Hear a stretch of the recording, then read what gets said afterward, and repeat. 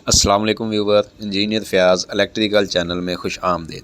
Viewer, आज मैं आपको रिवर्स फारवर्ड सर्किट डायग्राम की कंट्रोल डायग्राम बना के दिखाऊंगा। जो रिवर्स फारवर्ड हमारा सर्किट होता है उसकी कंट्रोल डायग्राम। पिछली वीडियो में मैंने पावर डायग्राम आपको बना के दिखाई थी, रिवर्स फारवर्ड सर्किट की पावर डायग्राम। तो अभी मैं आपको रिवर्स एंड फारवर्ड सर्किट की कंट्रोल डायग्राम बना के दिखाता हूँ कि उसको हम कंट्रोल कैसे करते हैं। जो रिवर्स फारवर्ड हमारा सर्किट होता है उसको हम किस तरह से कंट्रोल करते हैं, यानी कि ऑपरेट करते हैं। तो इसमें भी जैसा कि मैंने पिछली पावर डायग्राम वाली वीडियो में बताया था कि इसमें हम दो मैग्नेटिक कंडक्टर यूज़ करते हैं। तो वो जो दो मैग्नेटिक कंडक्टर है, एक फारवर्ड का होता है और एक रिवर्स का। तो वो दोनों मैग्नेटिक कंडक्टर को कैसे ऑपरेट करते हैं, तो इस वीडियो में सबसे पहले आपको समझाने के लिए मैं आपको एक सिंपल डायग्राम बना के दिखाऊंगा, सादा सी, जिसे डायग्राम, देसी डायग्राम जिसे बोलते हैं। क्योंकि वो जो नए होते हैं हमारे फ्रेश टेक्नीशियन, इलेक्ट्रीशियन, उनको समझने के लिए आसानी हो जाती है। तो ये दो मैग्नेटिक कंडक्टर के साइन बनाए हैं मैंने आपके सामने। एक फ़र्ज़ कर लें, एक फारवर्ड का मैग्नेटिक कंडक्टर है, एक रिवर्स का। ये मैग्नेटिक कंडक्टर है और उस ऊपर उसकी कोयल बना दी है हमने, जो इसको ऑपरेट करने के लिए सप्लाई देते हैं 220 न्यूट्रल फेज़। ये एक फारवर्ड का मैग्नेटिक कंडक्टर हो गया हमारा और एक रिवर्स का। तो ये भी सिंपल रिवर्स फारवर्ड कोई इतना मुश्किल सर्किट नहीं है। ये कह लें कि सिंपल हमारे दो ड्यूअल सर्किट यूज़ होते हैं इसमें। जैसा पहली वीडियो में आपको ड्यूअल सर्किट बताया था, सेम वही है। इसमें कह लें कि दो ड्यूअल सर्किट यूज़ होते हैं, सिर्फ उनके थ्रू हम इनको कंट्रोल करवाते हैं। ये सिंपल ड्यूअल की तरह हमने सबसे पहले सिंगल पोल ब्रेकर लगाया एक, उसको 220 वोल्ट सप्लाई दी इनपुट, और आगे ऑफ पुश बटन लगाया हमने एक, NC बटन जिसे बोलते हैं, या ऑफ पुश बटन। और ऑफ पुश बटन से सप्लाई लेके आगे ऑन पुश बटन को हमने दे दी। ये ऑफ पुश बटन है हमारा और ये on push button. On push button से आगे जो स्विचिंग वायर है वो हम ले गए आगे। तो इसमें एक बात ध्यान में रखना है, इसमें ना इंटरलॉकिंग करनी होती है हमने। इंटरलॉकिंग मतलब कि एक टाइम में सिर्फ एक मैग्नेटिक कंडक्टर ऑपरेट हो, दूसरा मैग्नेटिक कंडक्टर ऑपरेट ना हो, या रिवर्स का लगे या फारवर्ड का। इसलिए इनको हम आपस में इंटरलॉक कर देते हैं, यानी कि लॉक कर देते हैं। जब एक मैग्नेटिक कंडक्टर लगा हो दूसरा मैग्नेटिक कंडक्टर नहीं लगेगा। इसको लॉकिंग करने के लिए हम NC पॉइंट यूज़ करते हैं।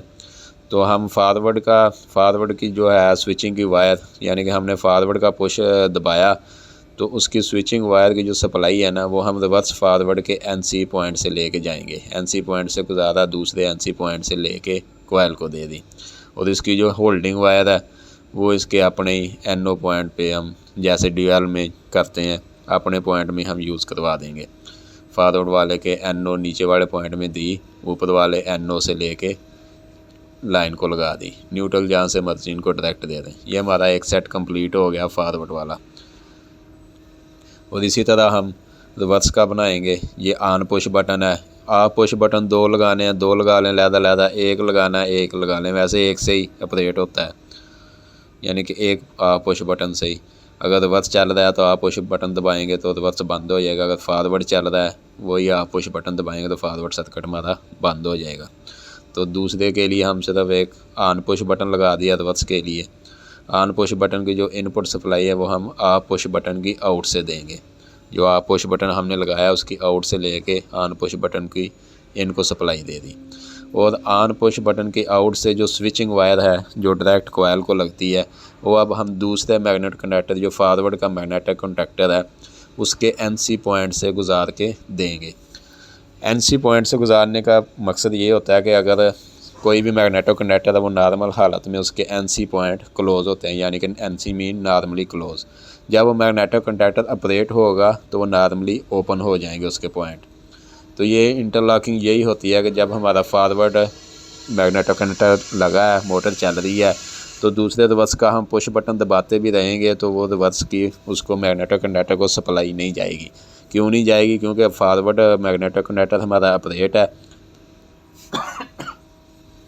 तो उसके जो NC पॉइंट है वो ओपन हो गए हैं, इसलिए सप्लाई नहीं जाएगी। तो रिवर्स वाला मैग्नेटिक कंडक्टर उसकी होल्डिंग वही सेम अपने पॉइंट से करवा देनी है। होल्डिंग वायर जो हम डालते हैं वो NO नीचे वाले पॉइंट को दी और ऊपर वाले पॉइंट से लेके लाइन पे दे दी हमने। ये हमारी रिवर्स फॉरवर्ड की कंट्रोल की डायग्राम है, सिंपल डायग्राम जिसे बोलते हैं हम। सिर्फ इसमें एक चीज़ जो मेन होता है नुक्ता, वो इंटरलॉकिंग है, जो हमने इंटरलॉकिंग करनी होती है। यानी कि ये फॉरवर्ड की वायर हम स्विचिंग वायर ले गए हैं, रिवर्स के NC नीचे वाले एक पॉइंट को दी, दूसरे पॉइंट से लेके उसकी कॉइल को दे दी।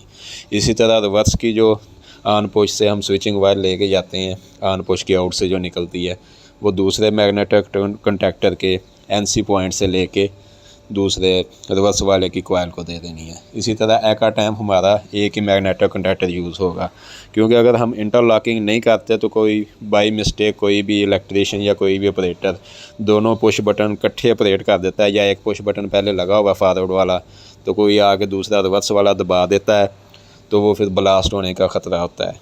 इसलिए इस ब्लास्ट से, स्पार्किंग से बचने के लिए हम इंटरलॉकिंग करते हैं, ताकि एट अ टाइम बैक वक्त एक ही मैग्नेटिक कंडक्टर ऑपरेट हो, दोनों ना हो।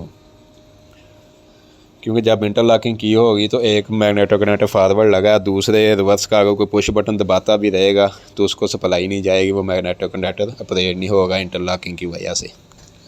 तो अभी मैं आपको ये सिंगल लाइन डायग्राम में बना के दिखाऊँगा, जो ओरिजिनल डायग्राम होती है, ड्राइंग जिसे बोलते हैं, वो डायग्राम में आपको बना के दिखाऊँगा रिवर्स फॉरवर्ड कंट्रोल सर्किट।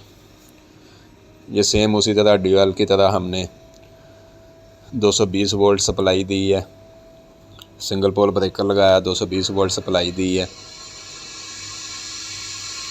आगे push button of push button लगा दिया, पुश बटन के आगे ऑन पुश बटन है, ऑफ पुश बटन के आउट से लेके सप्लाई ऑन पुश बटन के इनपुट को दे दी है, ऑन पुश बटन की आउट से लेके नीचे ये जो C2 है यानी कि कनेक्टर 2, रिवर्स फॉरवर्ड का कनेक्टर 2 है जो उसके NC पॉइंट है, ये NC पॉइंट का साइन है जो हम इंटरलॉकिंग के लिए यूज़ करते हैं।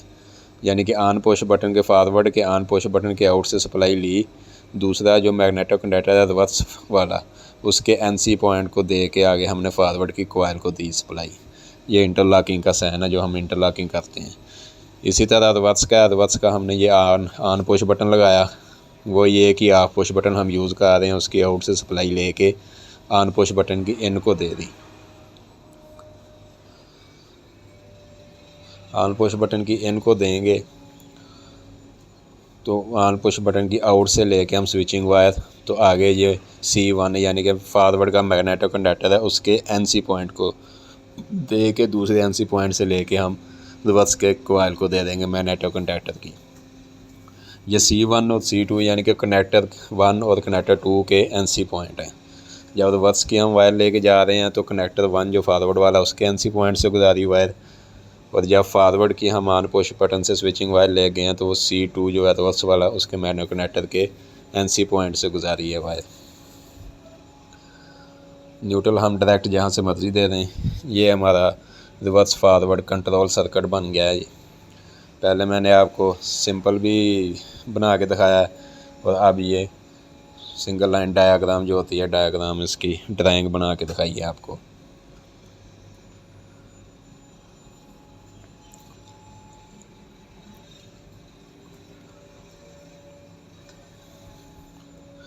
ये देखें फॉरवर्ड में ये जो हमने एक बाई मिस्टेक कर दी, ये हमने ऑन पुश बटन की होल्डिंग वायर है उसका आगे होल्डिंग जो ऑन पुश बटन है उससे आगे हमने ये बनाया साइन NO का, ये वाला ऑन पुश बटन के आगे जो NO का साइन बनाया है, ये नहीं बनाना, ये डायरेक्ट वायर दे देनी, क्योंकि सिंपल डायग्राम है तो वो मैग्नेटिक कंडक्टर को हमने NO पॉइंट को दी है डायरेक्ट।